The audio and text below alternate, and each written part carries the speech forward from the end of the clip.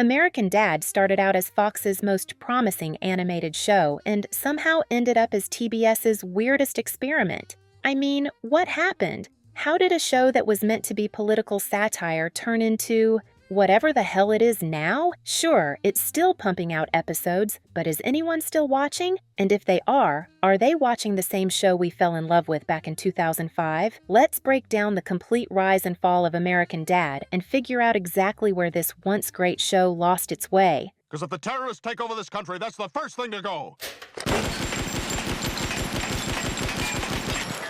Look, I'll just say it. Early American Dad sucked. Yeah, I said it. The first season was rough, really rough. Stan was a one-dimensional Republican stereotype. The jokes were heavy-handed, and Roger couldn't even leave the house. But something magical happened around season 3. The show stopped trying to be Family Guy's political cousin and started becoming its own bizarre thing. And for a while there, it wasn't just good. It was brilliant.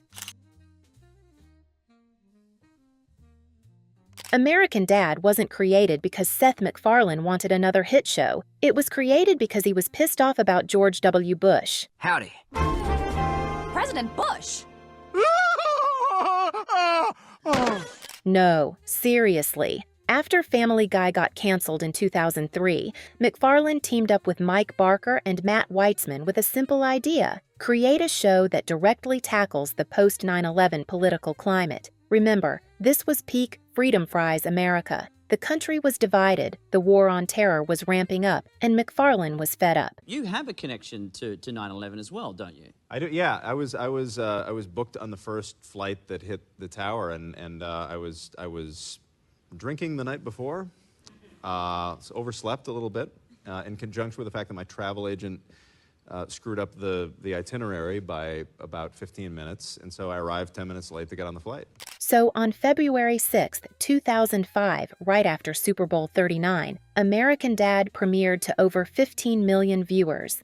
But Fox didn't really know what they had. They marketed it as from the creator of Family Guy and expected basically the same show with different characters. What they got was something much weirder. I hope you're not taking all this for granted. No potato chips, no cupcakes. Damn it, Francine, I'm gonna hock a loogie in your oil of Olay. Where's your machete? Honey, take it easy. If I die, you must protect the clan. The early premise was simple. Stan Smith, a hardcore conservative CIA agent living with his liberal daughter Haley, his dorky son Steve, his homemaker wife Francine, a talking goldfish with a German man's brain named Klaus, and an alien named Roger who he's hiding from the government. You know, totally normal sitcom stuff. I don't believe this! We're all gonna die! Yeah, tough break. Can you hold this for me? What the hell are you doing? Measuring for drapes.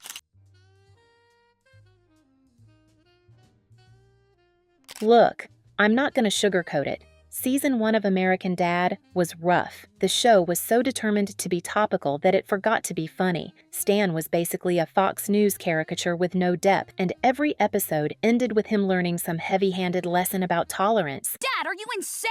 You can't just abduct me like that! Hey, don't you use that word in this house. I liberated you. And maybe next time you'll think twice before dating the wrong guy. The writers were so focused on making Stan this hardline Republican that they forgot to make him likable. I mean, in the pilot episode, the guy tranquilizes his own daughter for disagreeing with him. That's not funny, that's just disturbing.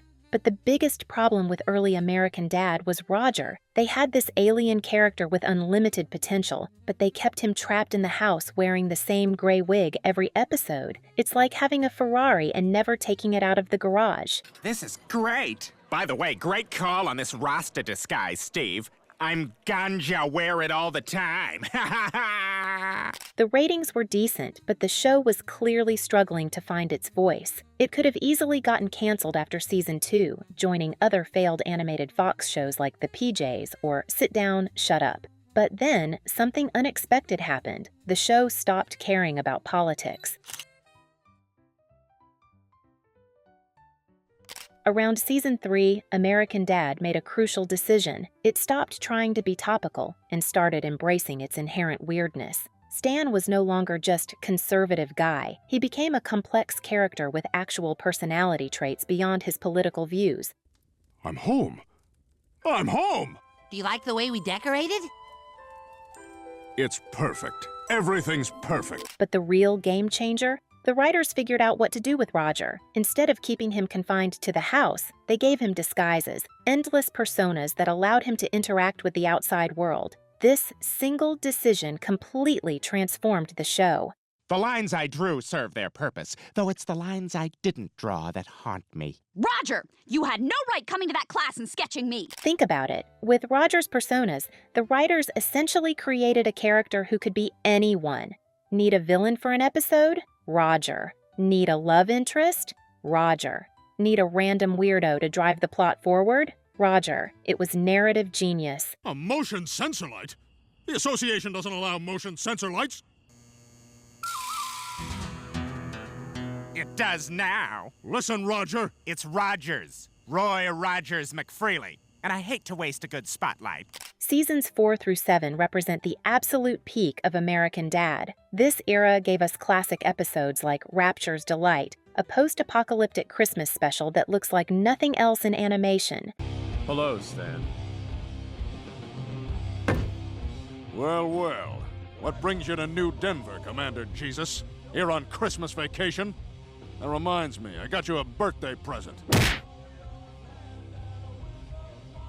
Or For Whom the Sleigh Bell Tolls, where the Smith family has to fight off a vengeful Santa Claus and his elven army in a bloody battle for survival. Tell me any other family show that would attempt something that insane. Come and fight with me! You're a good boy! You don't have to die with the Smiths!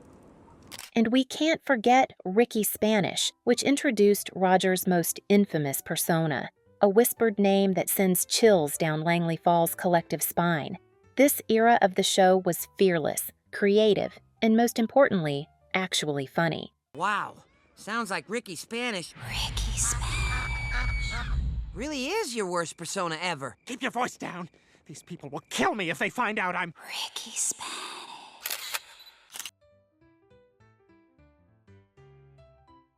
After 10 seasons on Fox, American Dad made a surprising move to TBS in 2014. Fans were worried. Cable usually means smaller budgets and less attention. But something strange happened. The show actually got better? Freed from Fox's broadcast standards, American Dad leaned even harder into its weirdness. Oh, God, an activist. Quick, pretend we're on the phone. Sorry, we're pretending to be on the phone. The plots became more surreal, the jokes more outrageous, and Roger's personas more deranged. Episodes like The 200 showed that the writers still had plenty of creative juice left. It's the 200! Nonsense. I made the 200 up. They don't exist. What? 200 Rogers? But not everything was perfect. Around this time, co-creator Mike Barker left the show, and his departure was definitely felt in the changing dynamics. The TBS era started strong, but as the seasons continued, problems began to emerge. Around season 13, something started to feel off. The writing wasn't as sharp, the plots seemed recycled, and the characters started to lose their depth. It wasn't awful, just noticeably worse than the golden era. I don't know who I am anymore. Without my faith, I'm nothing. That's not true. You're a husband, a father. That means nothing. Roger's personas, once the show's secret weapon, started feeling like a crutch. Instead of using personas to enhance interesting plots, it felt like they were creating entire episodes just to introduce new personas.